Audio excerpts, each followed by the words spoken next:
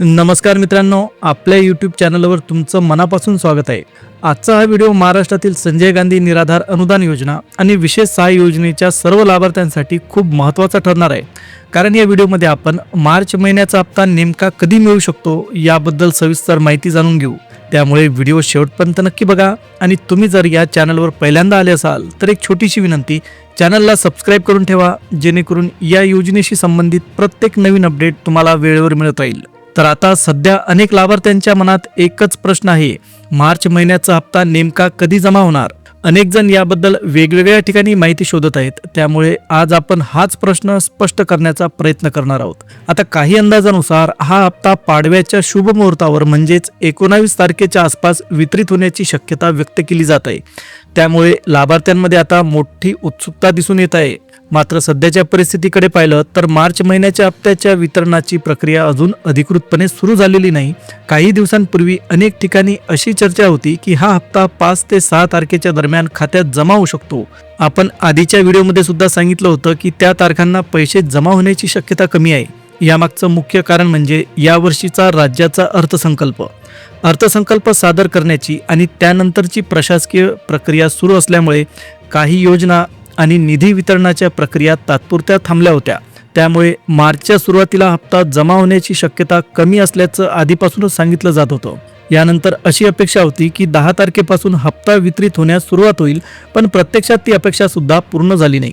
त्यामुळे आता पुन्हा एकदा मार्च महिन्याचा हप्ता थोडा उशिरा मिळण्याची शक्यता दिसत आहे। यामागे आणखी एक महत्त्वाचं कारण आहे। आता तुम्हाला माहीतच आहे की मार्च महिना हा आर्थिक वर्षाचा शेवटचा महिना असतो।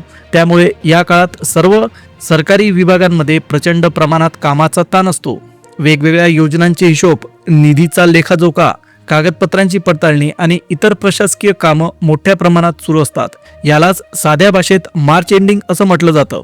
या कालावधीत जवळपास प्रत्येक सरकारी विभागात आर्थिक वर्षाच्या शेवटच्या कामांची धावपळ सुरू असते। त्यामुळे अनेक योजनांच्या निधी वितरणात काही वेळा विलंब होऊ शकतो। सध्या संजय गांधी निराधार योजनेच्या मार्च हप्त्याबद्दल असंच काहीसं चित्र दिसत आहे।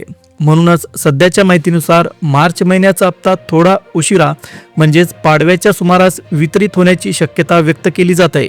अर्थात अधिकृत घोषणा झाल्यानंतरच अंतिम तारीख स्पष्ट होईल। त्यामुळे लाभार्थ्यांनी घाबरून जाण्याची किंवा चुकीच्या अफवांवर विश्वास ठेवण्याची गरज नाही। एकदा निधी वितरणाची प्रक्रिया सुरू झाली की हा हप्ता टप्प्याटप्प्याने लाभार्थ्यांच्या बँक खात्यांमध्ये जमा केला जाईल। त्यामुळे तुमच्या मोबाईलवर बँकेचा मेसेज कधीही येऊ शकतो। म्हणून तुमच्या बँक खात्याशी जोडलेल्या मोबाईल नंबरकडे लक्ष ठेवणं सुद्धा अत्यंत महत्त्वाचं आहे। आता सर्वात महत्त्वाचा प्रश्न असा की मार्च महिन्याचा हप्ता नेमका कधी मिळू शकतो।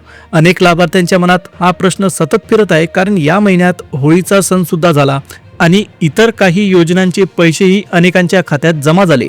पण संजय गांधी निराधार अनुदान योजनेचा हप्ता मात्र अजूनपर्यंत जमा झालेला दिसत नाही। त्यामुळे लोकांमध्ये थोडीशी चिंता देखील तयार झालेली आहे।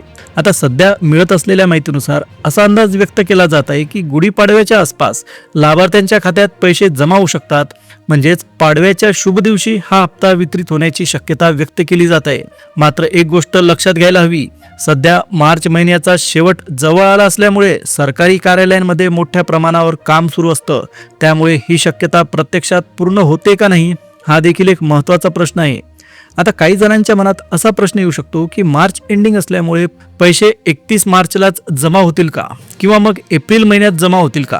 तर याबद्दल अजून अधिकृतपणे काही निश्चित सांगता येत नाही। पण सामान्यतः अशी अपेक्षा व्यक्त केली जात आहे की 31 मार्चच्या आधीच म्हणजेच मार्चच्या 3ऱ्या किंवा 4थ्या आठवड्यात हा हप्ता जमा होऊ शकतो। खरं तर सध्या जो उशीर होत आहे त्यामागचं मुख्य कारण म्हणजे मार्च एंडिंगची कामे। आर्थिक वर्षाचा शेवट असल्यामुळे प्रत्येक सरकारी विभागामध्ये कागदपत्रे, हिशेब, निधीचा लेखाजोखा आणि इतर प्रशासकीय प्रक्रिया मोठ्या प्रमाणावर सुरू असतात। त्यामुळे अनेक योजनांच्या निधी वितरणात थोडा उशीर होणं ही सामान्य गोष्ट मानली जाते। संजय गांधी निराधार योजनेच्या बद्दल सुद्धा सध्या अशीच परिस्थिती दिसत आहे। मात्र एकदा अधिकृत पोर्टलवर हप्त्याची निश्चित तारीख अपडेट झाली की त्यानंतर सर्व चित्र स्पष्ट होईल। मग तो हप्ता गुढीपाडव्याच्या सुमारास जमा होतो की महिन्याच्या शेवटी जमा होतो हे लगेच कळेल।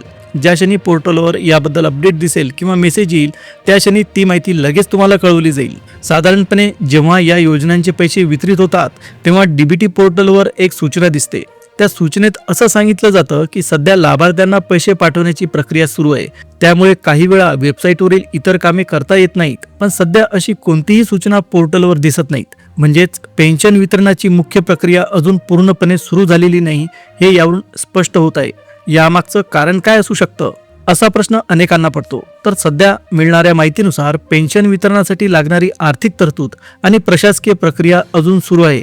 त्यामुळे मार्च महिन्याची पेन्शन थोडी उशिरा जमा होण्याची शक्यता व्यक्त केली जात आहे. आणि त्यासोबत मार्च एंडिंग असल्यामुळे सरकारी कार्यालयांमध्ये कामाचा व्याप सुद्धा वाढलेला आहे. अर्थात संबंधित विभागाकडून अधिकृत तारीख जाहीर झालेली नाही, ही देखील एक महत्त्वाची गोष्ट आहे. याच दरम्यान आणखी एक गोष्ट लक्षात घ्यायला हवी. आता मार्च एंडिंग असल्यामुळे डेटा अपडेट करण्याचं काम सुद्धा जोरात चालू आहे.